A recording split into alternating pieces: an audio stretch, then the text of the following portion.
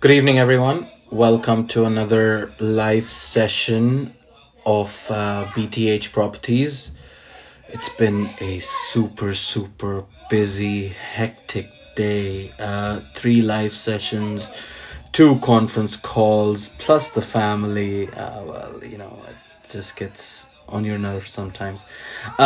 But yes, we're here today and we are going to be having a live session with Tiffany, who is all the way from Dallas, Texas. And I really want to know about the real estate market up in America. We already spoke to an agent all the way in the US in South Carolina.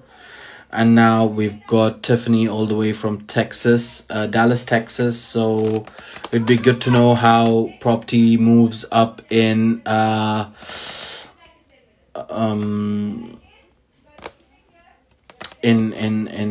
Houston, in Texas, in the U.S. on a broad spectrum. It would be good to know because I know when I spoke to that realtor up in South Carolina, it was told to me by her that each and every state that deals with the property in the US is totally different. So it would be good to have the knowledge on what based agent has to say, or even Dallas, Texas based agent. So we've got Tiffany here. Should be live in a minute.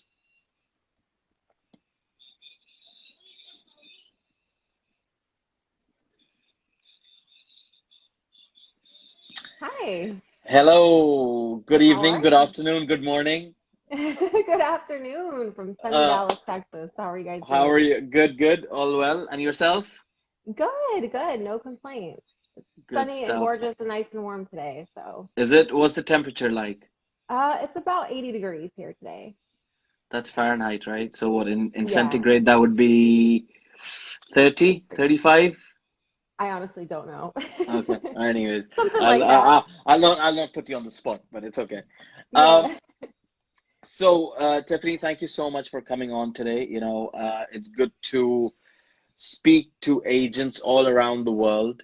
I'm trying to do as best as I can with these live sessions to get in touch with brokers, property developers, interior designers, you name it, musicians. I had a magician the other day. It's all about, it's not just about selling property right now during these times, but also having positive vibes in this negative moment that we're all going through, right? Absolutely. And obviously, we all like selling property on a daily basis. We who doesn't, and we want to make that money and everything, but the point is that spreading knowledge during this time, during these hard times where people don't know what to do, how to get on with life, that is why I'm doing this. And it's good to have agents, like I said, all across the other side of the Atlantic, just to see how they do business, what they're going through right now, what's their journey been so far, and how they're adopting to the new ways of digital world along with lockdown, all that kind of stuff put together. So that's enough of me saying and talking No, about I myself. love it. But if you can go ahead and introduce yourself as to who you are, what you do, and then we can get the conversation going. Sure. So my name's Tiffany Busher. I am a native to the Dallas area. I'm actually a second generation realtor. Both of my Wow. parents are also real estate agents. My dad Wow. does commercial, my mom does residential. So the whole family, my husband's actually a property manager. So we Wow. eat, we breathe, So sleep it's real estate. real estate. Totally. I Real mean, estate. that's something absolutely amazing because my dream, in effect, BTH Properties has been formed because of my three kids. And Oh, I have got that dream that I want all three of them to come into real estate. I don't know, one might become a lawyer, one might become this, but at least one I want to have to join in the business. So it's good to, you know, uh, give an example to them that look, look at Tiffany's family. They're all into real estate. It's good to have that. right. Yeah. Um, That's so yes, go good. ahead.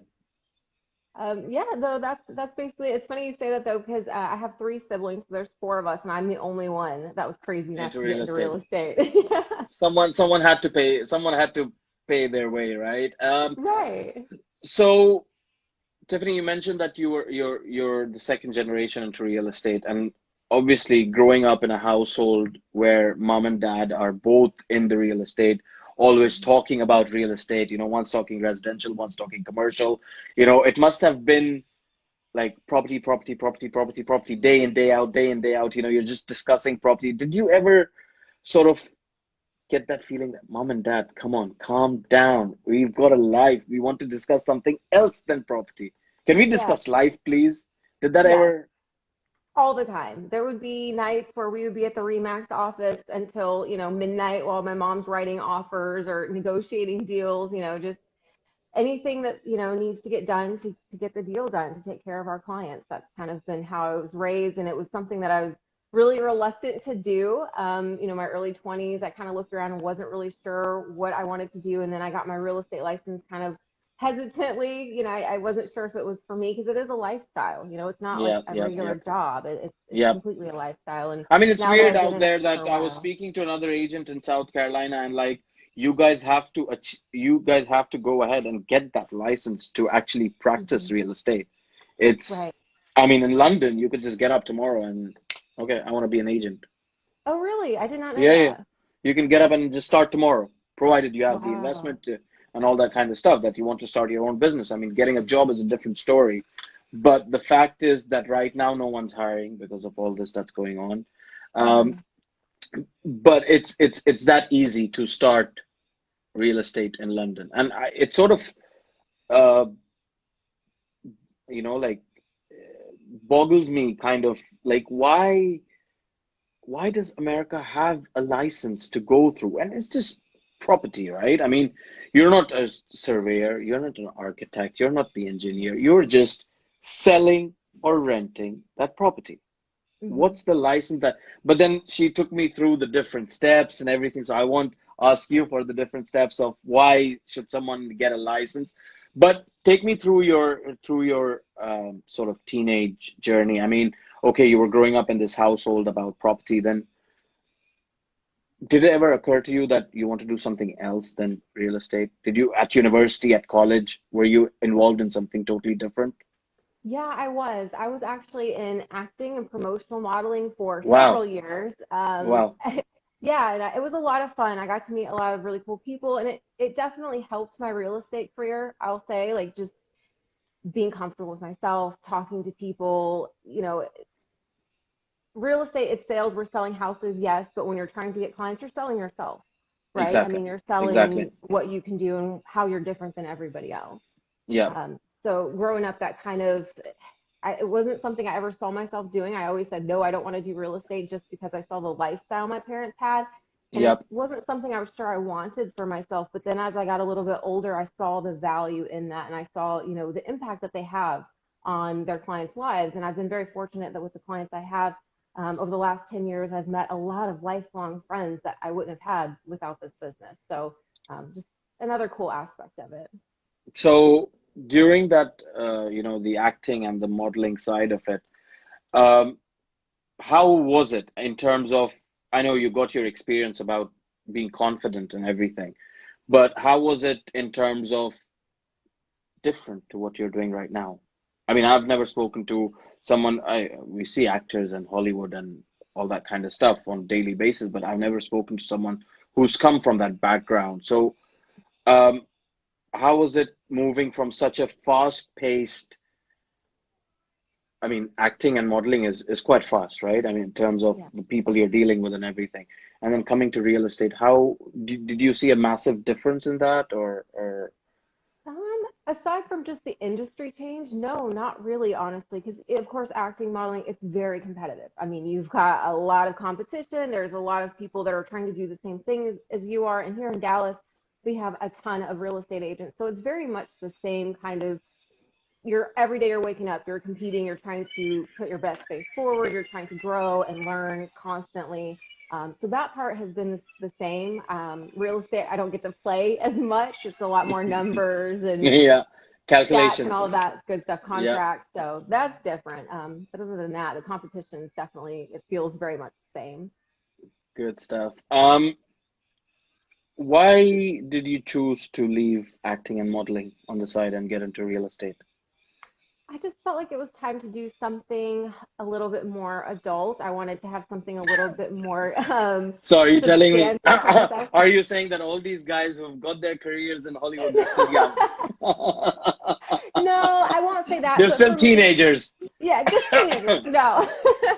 For me, it wasn't something that I could see myself doing in the long term. Like I Yeah. loved it and it's still a passion and hobby of mine, but as far as making my living off of it, it Okay. just wasn't stable enough. And it wasn't something that I don't want to say I wasn't good enough at it, but I just kind of really felt like once I started in real estate, like it just felt like home. Like it instantly like clicked, like this is what I'm supposed to be doing. And I love it. Possibly because of the fact that it was so much fed to you throughout your Yeah, life. You thought that, yes, I can just instantly fit into this kind of this role. So right. it's good to know that. I mean, I've spoken to agents like myself when I never knew where I was going to until I sort of got hooked up with an architect. You know, I was doing business in HR thinking that okay, I'll get into recruitment and all that kind of stuff. But then when I met my wife as an architect, I was like, just took a 360. I was like, hold on a second. I'm studying business. She's doing architecture. Why can't we just make a property business out of what we're learning? So the whole point of me doing this is that one day in the end, like I want to be a property developer in the UK, maybe the US, I don't know. But the aim is to be a property developer where I've got the business knowledge, she's got the design knowledge, and then we have our kids to sell the properties. So that's There the you whole go. It's so concept. perfect. You got it Tha- all laid That's out over there. that's the whole concept so far, but things change. Um, so when you got into real estate, did you face any issues, any troubles, any hardships that you had to go through, or no, it was just like, okay, you got up, got the license, and that was smooth sailing?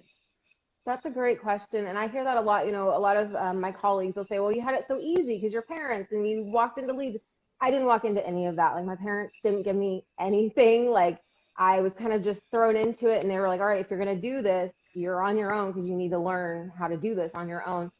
So I did. I faced a lot of adversity in the beginning and it was hard for me because I never really saw myself as a salesperson. I was never really particularly good at sales. I actually got fired from a sales job when I was like No 17. I way. did. I did. I just Serious. couldn't do Selling it. what? It was vacation, like time packages, timeshare Okay. packages, Okay, and like gotcha. you could Okay. go on vacations and stuff. And it just, Yeah, yeah. it wasn't for me. I'm not like that kind of pushy person in that way. I mean, So that was, it's good. It's good that you're coming on live. I wouldn't say live TV, but live session and admitting the fact that, because they're very. I mean, there are very few people that would come out and say, "Oh yeah, I got fired from this and I got fired from that," and yeah. it's pretty good that y- this is the whole point. Build up that courage in other people who don't have Mhm. that. That it's okay getting fired. I mean, everyone Right. goes through that. Right. It's a part and parcel of life that it's gonna happen. It's gonna happen. If you're not good at your job, or if you think that you know more than the boss, you are going to get fired. Definitely. It's always the Definitely. case. I mean, I've fired a few people, and there have been only two causes. Once they're not efficient enough. One, they think Hmm. they know more than me. Yeah. Maybe they might, but I don't like that, so I have to let them Yeah. go. Yeah, see, my thing, I was just too timid and it was like telemarketing. So Okay, I just did so not it's just like that all at over the all. phone and everything. How many calls Yeah. did you have to do a day? Somewhere around, it's been so many years, but somewhere around like 100, a day. And some of it was inbound. So it was a lot. And it was kind of one of those things Wow. when I got fired and it reaffirmed to me that I shouldn't be doing real estate because real estate is sales, right? And the really powerful thing I think for me that I learned when I did get in real estate was that this isn't about sales. Like I'm selling myself, It's yes, it's about but relationships. It's about exactly, you're selling exactly. you're selling someone their investment of their hard-earned money that they Hmm. are possibly going to invest to rent out to get a good income out of it, or they're going to buy it for their family. You're basically making that. you're giving them the platform to make that life-changing decision for them, kind of thing, Right. Um, so I mean, I would have thought you getting into real estate, you've got your father's and mother's contact list. You know, I would do the same thing. I would go to my parents. I was like, "Come on, Dad, getting into real estate. I want the contact list that you have. Yeah. Give me that contact list so it's easier for me." But you're saying that nothing like that happened. Nothing. They So didn't you give had to me start all interviews. the way from the ground and work your way up. Good, Yes. good, Yeah. good. It And would was you a recommend, great I mean, learning. if you were a parent tomorrow to a child who's getting into real estate, would you do the same thing or no? Would you give them the contact list? I would absolutely do the same thing You'll do because the same it's thing. kind of, yeah, it's kind of like, the saying, you teach a man to fish and you feed him for his life, whereas if you just give him a man a fish, he eats for the day. I think it's very much the same with that, with real estate, learning to do it on your own, learning to lead gen, learning to, be there for people in a way that you don't have to come from a sales point of view. It's not like used car sales or anything like that. It's coming That from, is, a place of contribution. this question just occurred to my mind when you said about 120 calls. How many calls do you make today? I mean, on a normal Ooh, basis. on a normal basis, it really honestly varies, and I'll be honest, it's probably not where my coach wants it to be. Um, and it just depends on kind of like how many showings I have and all of the other working parts of my day. But anywhere between 20 and 40. Wow. Yeah, Wow. I try. That's my goal. I mean, 20 Sometimes and it'll be like 40 calls 15, are but good. yeah, They're and that's good. just with my sphere, just kind of keeping in touch with everybody. The way I keep in touch with people these days is social media. Hmm. It'd be Instagram, LinkedIn, Facebook, Twitter, YouTube, emails. So I've got about 8,000 people from around the world. I know it's not much, but that's like point 0.1, 0.000 of a billion, whatever percentage. So I send them emails and I normally send about 700 people my property listing of that day via WhatsApp broadcast. Hmm. So I don't really, I mean, yes, I do take phone calls and I do conference calls and all that kind of stuff. But to actually cold call and speak to someone like, what do you think about this property or all that kind of stuff, I've stopped that. I mean, I did do that. I did do when I mean I'm in the business now for 12 years and I did do that in my first year and a half into the industry. But then I was like, oh, I just can't be bothered with all this. I mean, It's a calls are lot. I get I wouldn't say timid, but it's just that, you know. Anyways, so we're here to talk about properties in Texas, in Dallas, where you are. Yes. Um, what is the up and coming trend in the property market? I mean, are we talking about Texas as a whole, or are we just talking about Dallas right now? So we're talking mostly about Dallas. Okay, Texas is massive, and then it's we're huge. about 4 hours from Austin. So we're all very spaced out, and we all How have far are very you different from markets. Houston? We're about 3 hours from Houston. Okay, I was in Houston in 2015. And Oh, okay. literally, yeah, there was a big congregation that we had there. And I was there for 2 weeks. In 2 weeks, driving on the road, everything like that, all that kind of stuff, right? I saw only two people crossing the road in 2 weeks. I That's was like, crazy. I was amazed. I mean, London, you come to London and people are crossing Everywhere. everywhere. But I was like, 2 weeks and only two people. Come on. I mean, someone has to get out of their car and cross the road for God's sake, But I mean, like everyone in there is in their cars. I mean, it was it Yeah. was it was really, like I saw life through a different way. Like where in London we're constantly on the move, walking, this, that, Hmm. But yeah, it's totally different out there. It's Um, totally different. so the up and coming trends in property, what are they in Dallas right now? So in Dallas, we're very blessed to have a really strong market. And with the outbreak of COVID, we weren't really sure how that was going to impact our spring market. But it is stronger than ever, actually. I don't think I've been this busy in a long time. We still have a lot of people moving. We still have a lot of companies coming in too from California and other places in the country. In the last few years, we've had Exxon, Toyota's come over here. So just opening up a ton of jobs. I know we're actually the top 10% as far as relocations and up and coming appreciation for the area. So our appreciation right now is actually about 4.8%, Per which is, annum? yeah, annually, which Wow. is pretty incredible. And we're really blessed to have that. We've seen a huge growth in the last few years with property values going up, and they're still continuing to climb. And it's a really great market for investors who want to come in, who want to be in a metropolitan area, but maybe don't want to pay New York, LA or Near sort Austin of, yep, prices, yep, yep, yep, yep.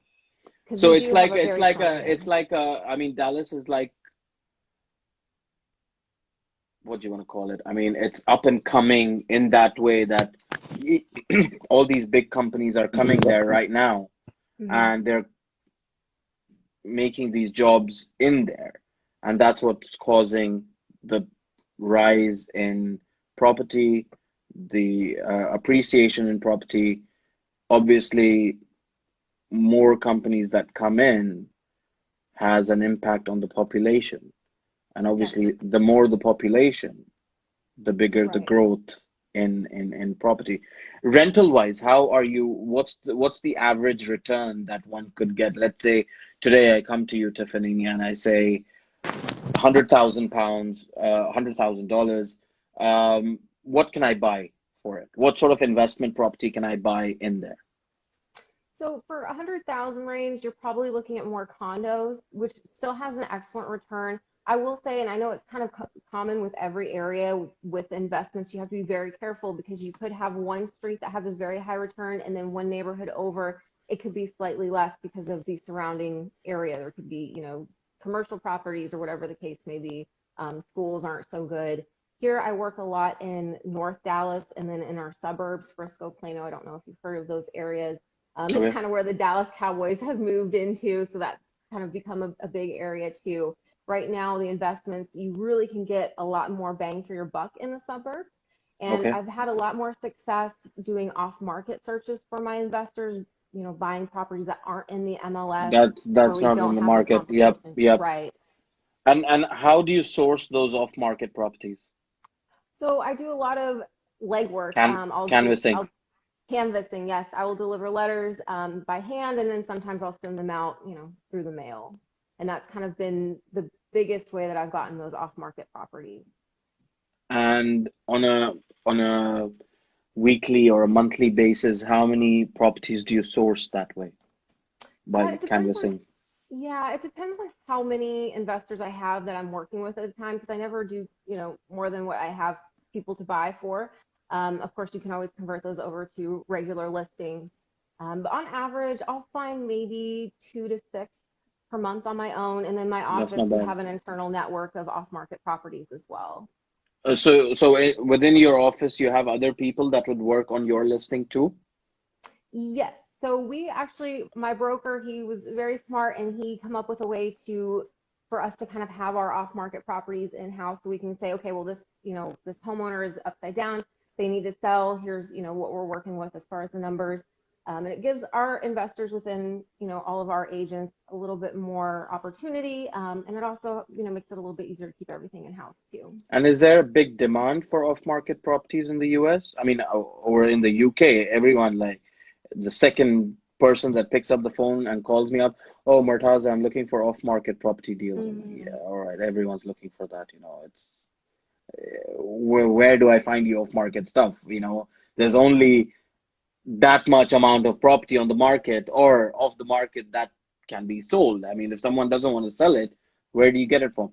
But it's good that, I mean, over the years, I've also, done the canvassing, done the legwork, paid someone to go and post out the letters and all that kind of stuff. And through that, I've had a handful of return on, you want to call it off market or on the market. I mean, in my belief is that I don't believe in off market or on the market. I have the property.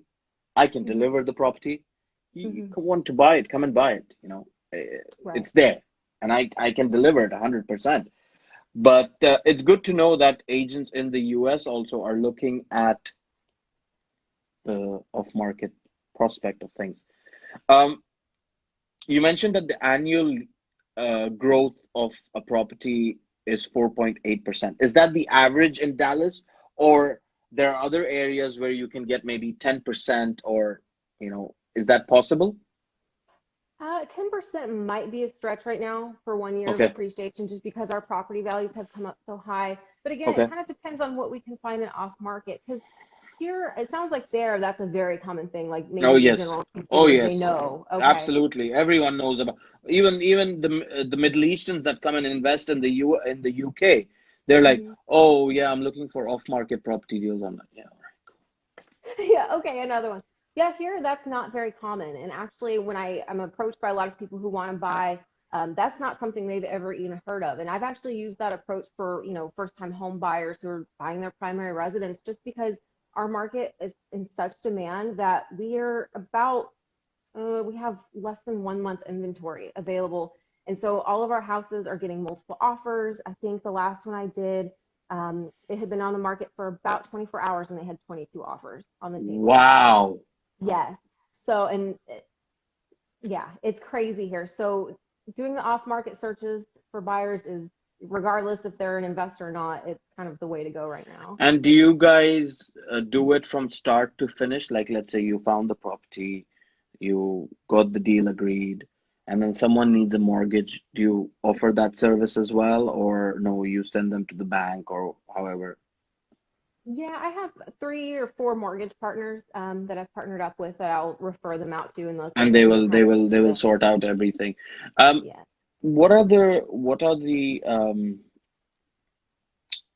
complete what is the completion time on a property that sort of, let's say today you agreed an offer. How Mhm. long does it take to complete that sale?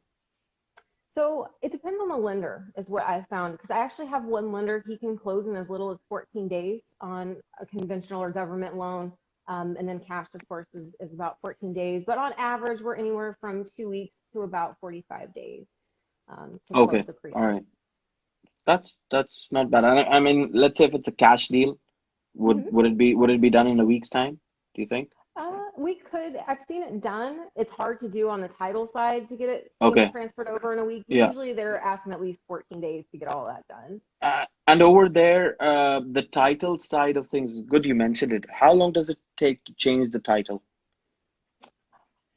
For them to order the title policy and everything, it's about 2 weeks that they're actively working on it. Okay, so within 2 weeks, let's say the sale completes and everything, and the title's also transferred and it's all done.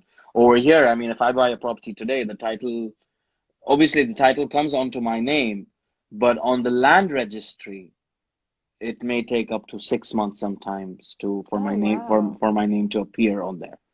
Okay. Um, it's on the website or whatever. But it's pretty good to know all these things about, the reason I'm getting all this information from agents or property developers or investors all across the globe is we're in a time right now that, let's say tomorrow a client could come up to me and says, Mortaza, where in the US can I get a good return? Although he's not going to come up, but you never know, right? You You never never know. know who can come up and ask you what question. That's the whole point of empowering people with knowledge, Hmm. so that today you've given me that knowledge. We've discussed about properties in Dallas, we've discussed about properties, how we work in London, um, and other people who may see this live story over the next 24 hours. This will stay on my IGTV as well for as long as I have this profile. So anytime you want to come back and take some reference, you can go ahead and do that. Um, is it pretty common for property investors to go out in Dallas and buy properties with multiple occupancy for investment purposes? Oh yeah, multifamilies, and that's one of the hotter investments right now, just Okay. because of our property values on single family residential homes. It's getting the multiple offers, and then a lot of investors don't want to wait for the off-market options to pop up. So multifamily is definitely a very good option for investors here right now. So how many families can they house in one house? For a single detached home, just one, of course. But we Yep. have multifamilies for, I mean, we have huge high rises here that you could buy if you wanted to. No, no. Um, What I meant to ask you is, over here we have, let's say we have a house, right? uh, And let's say I'm a developer stroke investor, and we call them HMOs over here, house with multiple occupancy. So mhm. what happens is I break up the house into separate rooms with its own toilet and bathroom, and then the kitchen and the living room is shared, something like a hostel or a dormitory, something like that. Gotcha.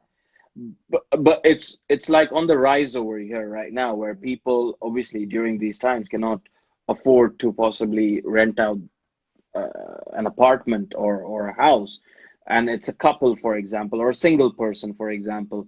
Over here, they tend to divide up the house and then make two living rooms, two kitchens, and then have maybe four, five, six. I mean, I've seen houses with 10 rooms at a stretch, and they use all the facilities within the house. Do they have something like that over there also, or no?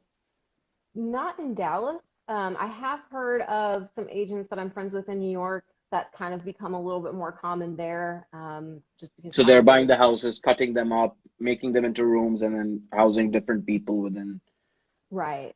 Yeah, we don't see a whole lot of that here in Dallas and in Texas in general, just because we have so much land. We have so much room to build Yeah. still. It, We're it's very it, blessed it with that. Texas is the biggest state, right? I think we're second. I believe so. I Which think one's the first one, do Alaska's, you I think Alaska, I should know this, but I actually don't. know? Alaska or California. I think Alaska's bigger than we are, maybe. Now, I was speaking to that agent in South Carolina, and she mentioned that it's not that it's not typically easy for her to possibly sell a property up in New York or sell a property in Texas.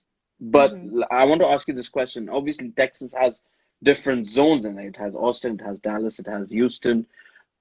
If someone were to come up to you and say, Tiffany, I want to buy up a property in Houston, would you be able to look at that even though it's in the same state? I can look at it, but in good conscience, I probably wouldn't help them. I'd probably give them a referral and find an agent who's in that area who knows the neighborhoods. Like I've Gotcha. only been to Houston, a handful of times. We'll go a couple times a year, but I wouldn't feel comfortable enough, knowing their market to help them with that. And I know it's kind of the same for the whole country. Like we're so spread out here, and every market is so individualized and different that it's just really a little bit better to work on the referral side than to try to help somebody where I'm not really located. And does the market in, let's say, Houston or Austin affect the market in Dallas? Or no, it's totally separate. They're pretty much separate. I'll say Texas in general, it's kind of all connected a little bit, but we do have our individual economies within each city. I mean, because over here, for example, in the UK,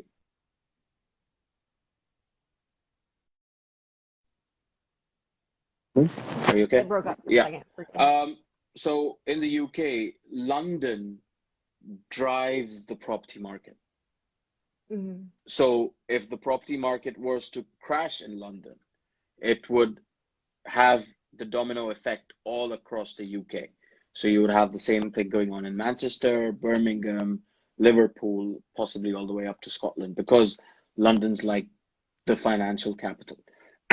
So would that be the same thing? Let's say if New York's property market had a crash, would that have a domino effect in all the other states, or no? Again, separate economy, separate ways of living. Yeah, totally separate. And thankfully, because there's been some states that have been hit really hard. Their real estate market's not doing very well. They've got 250 days plus on market. It takes them a lot longer to sell houses in certain states. I have some friends in other states that are really struggling right now. And thankfully, we don't have that. Everyone's kind of got their own economy. And here in Texas, we're very strong and stable. And so that's not really hit us. We've actually grown in the last year despite everything going on. So then how do those guys sort of, let's say if they're not selling, how do they sell? I mean, if that property has been on the market for 250 days, how Mhm. do they get by selling those properties? Honestly, that's a great question, and I don't have the answer to that. Thankfully, we've not seen that here. Our average days on market is anywhere from 25 to 40, just depending on the Wow. price The value. price, the price value, yeah. Right. So our properties move pretty quickly just because of the demand with all of the companies coming in. We haven't had a lot of that, but that would be a really great question to ask, one of these other agents in one of those states. No, I really want to speak to a lot more agents in the US. I mean, you've got 51 states, right?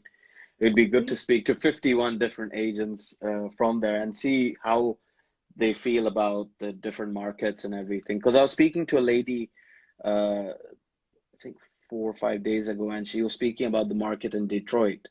how Detroit at one point was one of the best states that people wanted to be in because of the car, the derbies, and all that kind of stuff. Yeah. But now it's like, ghost town, Hmm. the population's on a decline and all that kind of stuff. So I'm sure properties over there are like, worthless really. I mean, to own something in Detroit is like, um, if an investor from the UK had the choice of investment in the UK or the US, and he came up to me and he said, Murtaza, why do you recommend? Okay, I'll put it between London and Dallas. Why would you recommend Dallas to me? So why would you recommend Dallas to me, Tiffany? Well, I would recommend Dallas because I know London's property values are incredibly high, so you're going to pay a lot more for the same square footage and the same property. And I'd bet our appreciation rate might be a little bit higher. I actually don't know what it is in London. But I think as far as an investment, you're always going to be looking for that return and getting as much as you can as fast as you can. And I think that Dallas is a really great place to do that, especially if you're looking at a buy and hold property versus a flip. The flips are still moving. You can still get those, but of course, it really takes a very aggressive off-market search to find them to where you'll be profitable on them. Good stuff. Final two questions. How are you adopting yourself during these times? And now that we're going into a possibly new normal life Mhm. that we're going to start leading, how are you sort of adopting your ways of? I know you mentioned that you've not had much effect on your sales and there are inquiries coming in and you're doing sales, but have you sort of adopted yourself slightly differently in this digital world that we're talking in right now? Oh, yeah, and that's a great question. Our market hasn't really changed, but how we do business definitely has. We're doing a lot more virtual tours right now. This is probably the first time that I've actually had multiple people buying houses sight unseen just because of everything going on. Hopefully we get back to, a safer normal where people are a little bit more comfortable viewing houses. But it takes a lot. Of course, we have to have masks for everybody and Lysol and sanitizers and all of that good stuff. We've had a lot of cooperation from home sellers who are, leaving all the lights on and all the doors open so nobody has to touch anything. But I think, virtual tours has really been the biggest change. Like we've always done them, but now it's kind of like mandatory. Like you have to have it. It's just too dangerous right now. Great stuff. And the final question that I want to ask you is, what advice would you give to youngsters who want to start in the real estate market? It'd be anywhere in the world, looking at all this that's happening around us right now. Um, what would you advise them to sort of think of it and just go into it? So my best advice I think would be to educate yourself, really know your numbers in and out when you get in there. Find a great mentor because that will really make the biggest difference in your career. And I think the other thing is trust yourself and not feel like you have to be perfect right out the gate. Because I see so many realtors and even myself, I kind of had that same thing. Like I didn't want to do it if I didn't think it would be perfect and I couldn't, keep up with the big dogs. And I think it's important to remember that everybody has a place at the table and everybody has something to offer. And especially in this business, what works for one client might not work for another client. So you might go on a listing appointment and they might not like you, but the next one will. It's Absolutely. kind of about Just personality. believe in yourself and that you can, if we can achieve it, then there are thousands of other people that can achieve it. Yeah. But thank you so much for joining me and sharing the insight on the property market in Dallas and in Texas. It was good to know. It just opens up the brain, kind of. Otherwise, before this lockdown, I was just confined in my own space, dealing in the properties that I knew about. But sitting at home now has opened all this new avenue that we can speak to anyone around the world, even if we don't know them, just by a It's live session on incredible. Instagram. Absolutely. So thank you so much for joining me. Thanks for We'll having do me. this It's fun. again, and I'm sure if there are any recommendations on your part, if someone wants to buy in London, do let me know. But Yeah. definitely, if it's Dallas, then yeah, I'll come to you for Yeah. whenever it is. Send it my way. Super. Thank you, Tiffany. Have a great Thanks for day. having Enjoy me. the rest of your Monday. I mean, Monday is coming to a close here, so yeah, we'll speak soon. Thanks. Have a good night. You too. Take care. Bye bye. You too. Bye bye.